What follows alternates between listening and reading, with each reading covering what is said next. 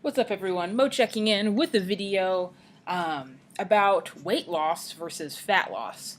I think some of the things I'm going to say are pretty commonly known, like knowledge. It's pretty commonly known knowledge, but I thought I would address it kind of like I mentioned in my last video, which is a while ago.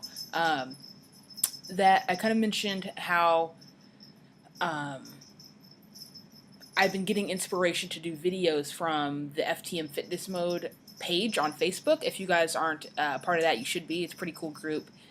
Pretty cool to see. Pretty cool to see everyone's posts.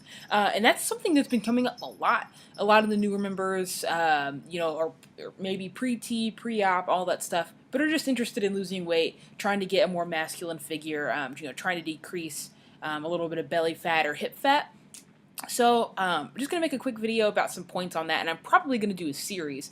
I have like a whole list of video topics in front of me, and I think I'm going to make like a fat loss series here pretty soon, and maybe this will be part one with just some general information.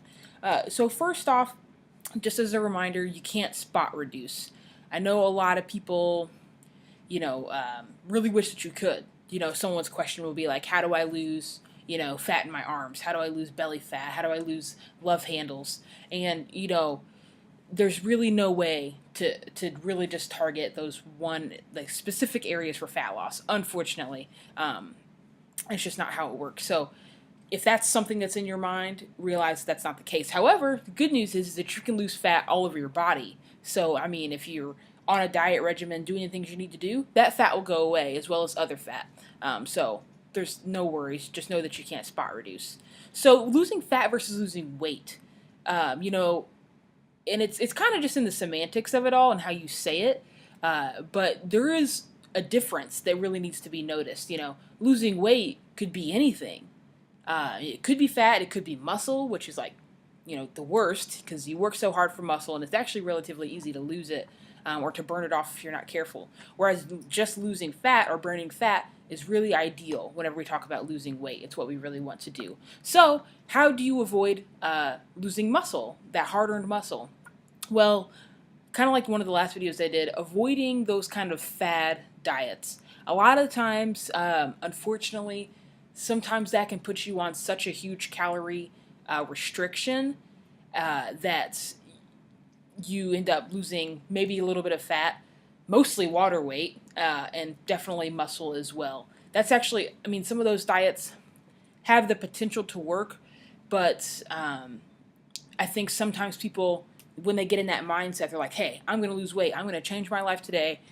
Starting tomorrow, I'm only going to eat 1,500 calories, which for some people, that's maybe the amount of calories they need. For most people, athletes, people working out, especially males, definitely not enough calories. And when you crash diet like that, your body, a week later, you're like, oh my God, I've lost 3 or 4 pounds. Unfortunately, most of the time that's water weight. And if you notice, after a couple weeks, that completely plateaus and you start feeling like shit, and then you relapse, and then you gain all that weight back and more. And it was really probably just a combination of, in order, probably water weight loss, then probably some muscle loss and fat loss. Not as much fat loss as you would like. So avoiding setting your calories too low kind of is like the point I just made. A lot of, like I said, if you say like, hey, I'm gonna go on a diet, I'm not gonna eat any more than 1,200 calories every day. Well, like I said, your body will respond to that in the beginning, but eventually when you diet, you have to continue to decrease those calories. You can't diet for 6 months with the exact same caloric amount. Well, I guess you can. You'd have to increase your exercise, your cardio. But typically, you start at maybe 2,000 calories with some, 30 minutes of cardio multiple times a week. And then whenever that plateaus, you drop it down to, 1,800 calories with even a little bit more cardio. And when that plateaus, you continue to drop it. And if you already drop it down so far to rock bottom, like 1,200 calories, there's not any further down you could go. You literally plateau.